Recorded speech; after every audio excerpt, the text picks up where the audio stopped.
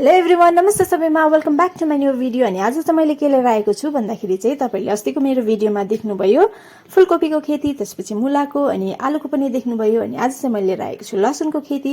अनि आज चाहिँ म र आमाले निकाल्दैछु लसुन। अनि लसुनको खेती चाहिँ त्यति डरलाग्दो छैन, किनभने हाम्रो चाहिँ बारी छैन र हामीले चाहिँ यो सानो बाउजूको सानो बढी जग्गामा रोपेको अनि आमाले रोप्नु भएको। अनि सानो जग्गामा पनि आमाले धेरै कुरो लगाउनु भएको छ, मटर, धनियाँ, लसुन है के तर कम्ती, किनभने जग्गा साह्रो ठुलो छैन।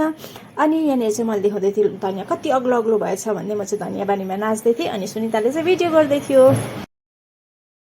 सानो जग्गामा भए पनि धनियाँ यति दामी भएको थियो। तपाईँले मेरो अगाडिको भिडियोमा पनि देख्नुभयो, धनियाँको खेती पनि हालेको थिएँ मैले।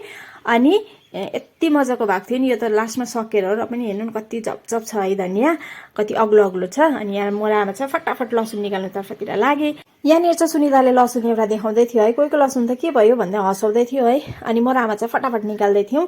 रोप्ने चाहिँ हाम्रो आमा हुनुहुन्छ। अनि हाम्रो लसुन चाहिँ कति भयो भनेर चाहिँ म तपाईँलाई लास्टमा देखाउने छु। सो लास्टमा हेरिदिनुहोस् होला हामीले लसुन कति निकाल्यौँ भनेर। अनि कतिवटा लसुनको बोट चाहिँ मरिसकेको थियो र तान्दाखेरि चाहिँ बोट मात्रै आएर लसुन चाहिँ खनेर निकाल्नु पर्दै थियो। अनि मैले चाहिँ कतिवटा बोट मात्रै तानिसकेको थिएँ अनि त्यो सबै चाहिँ मैले खनेर निकाल्दै थिएँ। अनि आमाले पनि निकाल्नु हुँदै थियो। अनि मेरो चाहिँ हातभरि भयो भनेर म चाहिँ खुसी हुँदै थिएँ। मैले देखाउँदै थिएँ मेरो हातभरि भयो भन्दै खुसी हुँदै थिएँ।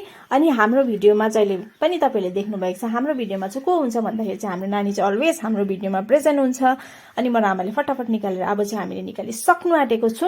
अनि यहाँनिर चाहिँ ब्रुनो पनि आइपुगेछ र दुईजना जिस्किँदैछ।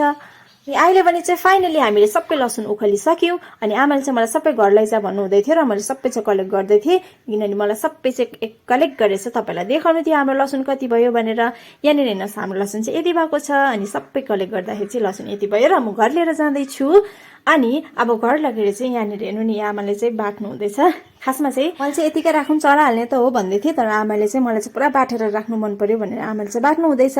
अनि मलाई चाहिँ बाट्नु आउँदैन। अनि मलाई दोकान जानु पनि एकदम हतार भइसकेको थियो, 9:30-10 बज्न लागेको थियो र म चाहिँ रेडी हुनु तर्फतिर लागेँ। अनि आमाले चाहिँ बाट्दै भन्नु हुँदै थियो, यसलाई चाहिँ मजाले चिटिक्क पारेर बाटेर राखौँ अनि खाने चाहिँ किन्दै खाउँ ल भन्दै हँसाउनु हुँदै थियो है।